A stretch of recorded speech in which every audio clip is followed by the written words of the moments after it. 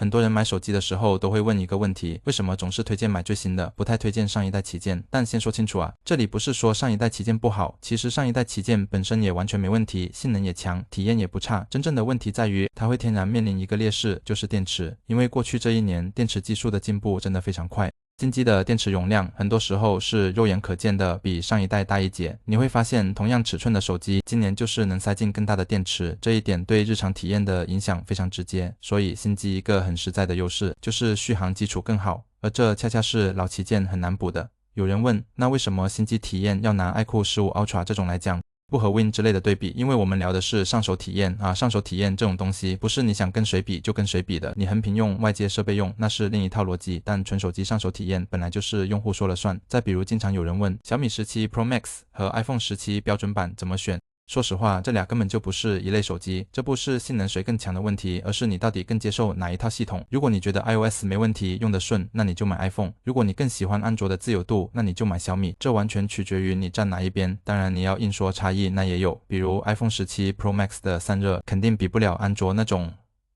大杯超大杯，摄像头配置上也会少一颗，但这到底算不算问题，真的还是看你怎么看待。接下来聊 SoC， 很多人讨论 SoC 的意义无非就4点，发热小，不掉帧，能流畅更久，续航省电。但说句实在话，流畅不卡这件事 SoC 能决定的比例其实没有大家想象中那么高。流畅是一个软硬件高度耦合的结果， SoC 真正能决定什么？决定的是调度的精细程度。为什么苹果在这方面一直很强？因为它是自研芯片加自家系统， Apple Silicon 搭配 iOS 可以做到非常非常细的调度，频率变化是 AS 级的，甚至更快。你需要性能的时候，它瞬间 boost 上去几毫秒，马上下来，该快的时候快，该省的时候省。而如果你用的是高通芯片，在安卓上，很多这种极细的调度权限其实是拿不到的。这不是厂商不想做，而是底层限制。但即便如此，我还是要说一句，系统本身的重要性甚至不比芯片低。同样一颗8 Gen 系列的芯片，不同厂商卡不卡，体验差距非常明显。OS 做得好不好，真的太重要了。那 SoC 就没意义了吗？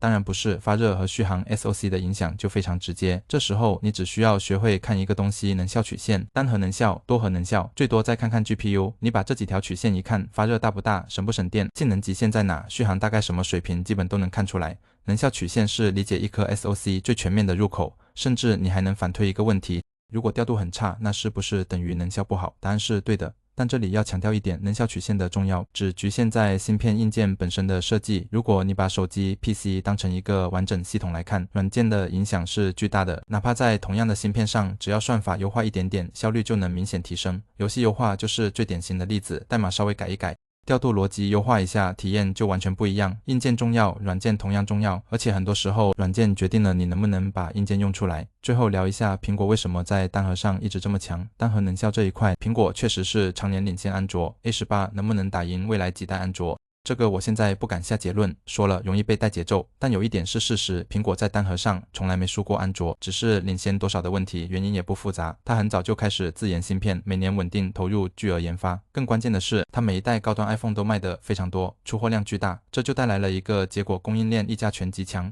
库克被叫库存克星，不是白叫的。内存芯片别人可能提前半年、1年锁单，苹果的订单往往是很早以前就说好了，而且价格还非常好，这让它在原材料价格波动的时候，依然能保持稳定利润和稳定迭代。说白了就是量大稳狠。所以你会看到苹果在 SoC 这条线上确实有它很难被短期追平的优势。